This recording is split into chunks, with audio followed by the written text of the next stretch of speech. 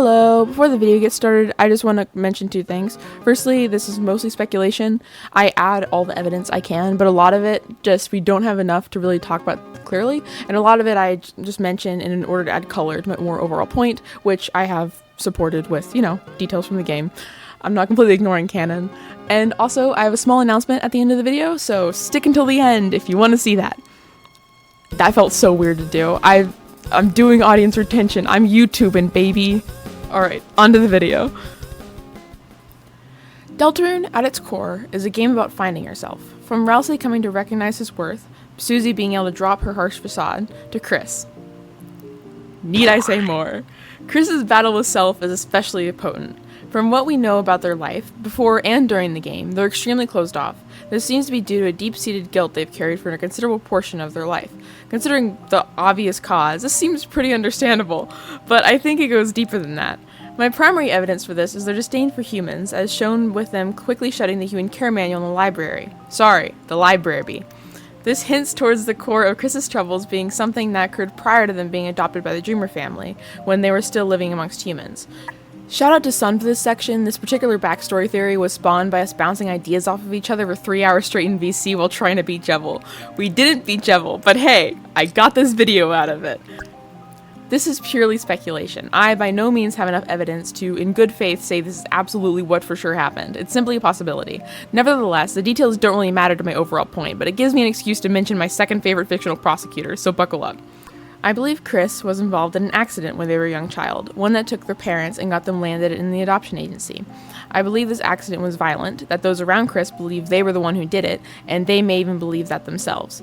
My evidence for this is primarily the art therapy scene, specifically the lines, "Right, this is where we draw pictures and don't kill each other, and you can never wash it all away."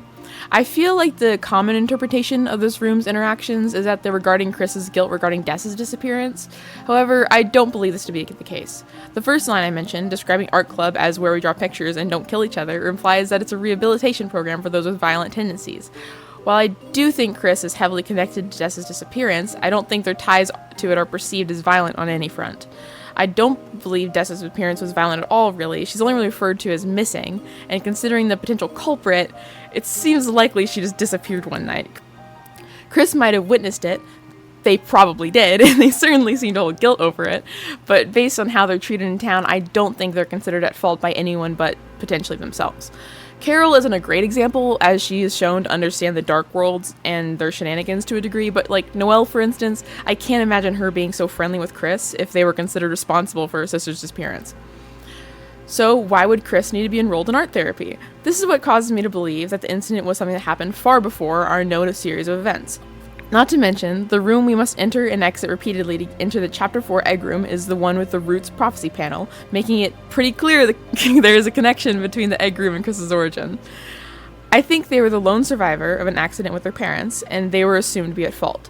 To clarify my point, or obscure it, depending on my audience, I think this incident was somewhat similar to DL6. For those who aren't as attached to fictional lawyers as I, to summarize DL6, basically Miles Edgeworth, his father, and a bailiff are stuck in an elevator due to an earthquake. After a few hours, the bailiff begins to panic and starts fighting with Miles' father. In an attempt to stop the fight, Miles picks up a pistol, throws it, hears a scream, and blacks out. Due to this, he thinks he killed his father, while it actually was the rival prosecutor who faced his father in court. Ace Attorney gets serious. Anyways, back to the game this video is about. I think that Chris believes themselves to be at fault for their parents' accident. Either soon before or soon after being adopted, they were enrolled in art therapy to help them quell their violent impulses.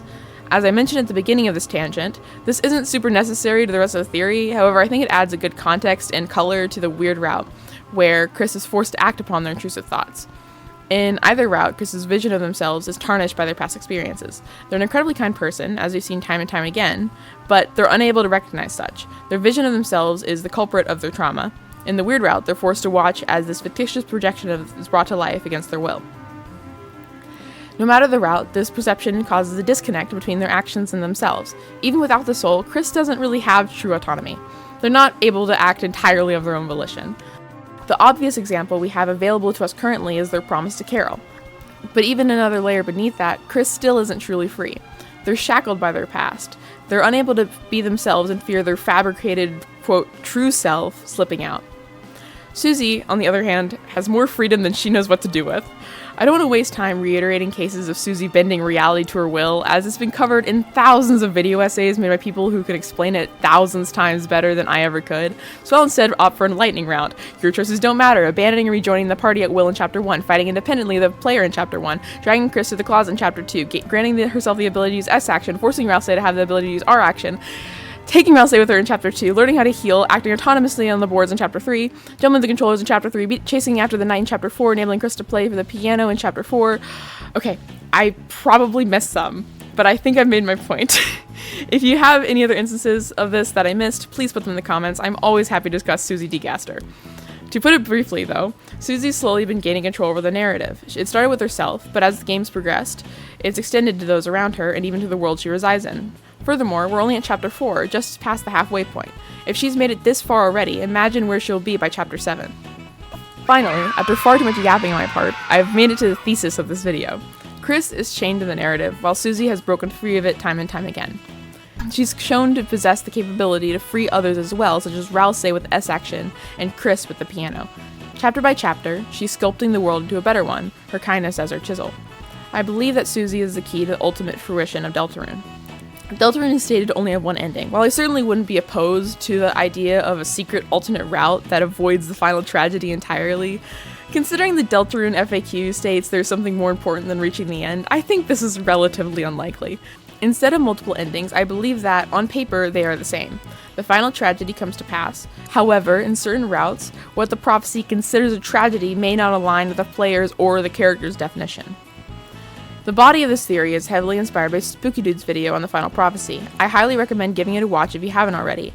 It's easily one of my favorite takes on the matter. Anyway, to summarize, this theory is based on the assumption that the final prophecy says the girl will shatter the cage, or something of similar meaning. Again, for the evidence behind this interpretation, please watch the video I mentioned. It's awesome sauce. Deltarune will only have one ending. No matter what we do, the final prophecy will come to pass. Where the routes differ is instead what is being regarded as the cage, Chris or us. In the eyes of the prophecy, both of these outcomes will be considered a tragedy. The prophecy reveres both the heroes and the angel or player. However, Chris and us are unable to exist in tandem. Chris is unable to truly live their life with us still in the picture. Therefore, one must go. The cage must be shattered. In the weird route, it's pretty easy to presume how this will transpire. Chris, isolated because of her actions, will face Susie.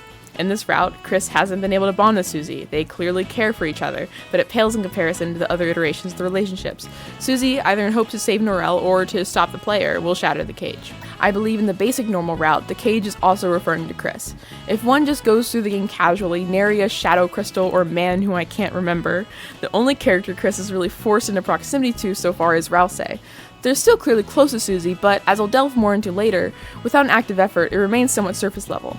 Thus, when faced with strife, logically, it will likely be the reveal of Chris's compliance with the knight. Susie might not be able to reconcile with the betrayal before it's too late, thus the cage will be shattered. Both of these instances align with the known conclusion to the prophecy, the angel's heaven being banished. Our heaven refers to our ability to partake in the world. Though we are not explicitly cast from it, we'll lose our vessel.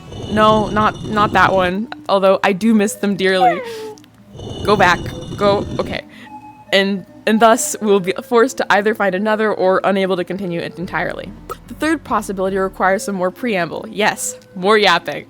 Sorry. As I discussed before, Chris is trapped in an ongoing struggle for their autonomy between us and Carol and whatever other hijinks the world decided to put them through. This kid's been through it. In the game, however, they're starting to make progress. And it's worth discussing that a good portion of this progress is centered around their desire to become closer with Susie. This is where the Krusie illusions, if you will, take hold. So sorry in advance. As I previously alluded to, the development of Chris and Susie's relationship often requires a conscious effort. Many moments where they grow closer are missable or even downright obscure. This includes the diner scene, the first Chapter 4 lake scene, the moss scene in Chapter 2, sharing the chocolates, yada yada. Not to mention the sword route scene. They make me crazy, if that wasn't already obvious. Despite the effort required, the choices that involve Susie always seem to be the ones Chris desires, based upon the reactions as stated by their peers. For example, when Susie asks if Chris would rather go to the festival with Noelle or Rouse, both options result in Chris sounding confused. However, when they say Susie, she doesn't remark on any strange intonation. For this reason, I believe Chris getting closer to Susie is the beginning of them regaining themselves and their autonomy. And ultimately, it will be Susie who's able to unlock their freedom. She's already done this, in part, with the piano scene in Chapter 4. Yes, I'm mentioning the piano scene again. It made me cry like a baby, and I have to make that everyone's problem. As I mentioned before, this game is only half finished. Imagine how her ability to shape the narrative will grow from here. Chapter 4, piano. Chapter 7, banishing the player. Who knows? It's also crucial to note the connection between Chris and Susie's dynamic and the secret bosses. Chapter 1 doesn't have a ton to work with, but the spam to neophyte aftermath causes Susie to check in with Chris. No matter what the player chooses, she tries as best she can to make them feel better. In Chapter 3, it's the sword route. Need I say more? In Chapter 4, Chris encourages Susie to keep at Gerson's fight. Seriously, Go Susie Go was all them. They did not need to be doing all that. For these reasons, I believe the alternate interpretation of the cage will arise only on a playthrough where Chris and Susie's relationship is able to fully blossom. In this hypothetical route, Chris and Susie will become close enough that in the face of the inevitable revelation of their ulterior motives, Susie will be able to see past the betrayal. She will have come to know Chris, their kindness, firsthand. It would be one instance in a sea of countless positive experiences. I by no means intend to insinuate she won't be upset, but Susie has been shown to be incredibly forgiving. With this background, she'll be able to reconcile the truth of the matter in time and take action accordingly. The cage will be shattered, the player will be banished, and Chris will be free. If you have any thoughts in support or dissent of this theory, please share them in the comments. This is my first time doing a video like this, so I'd love to hear what you guys think of it, and if I should do more projects similar to this in the future. I'd also like to apologize again for the rambling. I wrote 10 pages of the script all in one pull at 2 in the morning. No amount of proofreading could save me. And as for the small announcement I mentioned at the beginning of the video, I have a Discord server! I'll put the link in the description. It's fun. There's like art channels where you can share your work. I also pop in there and share like progress stuff every now and then. And just general, cool place to hang out. A lot of cool people there. Fun time. Thank you for watching, and long live Krusie Nation!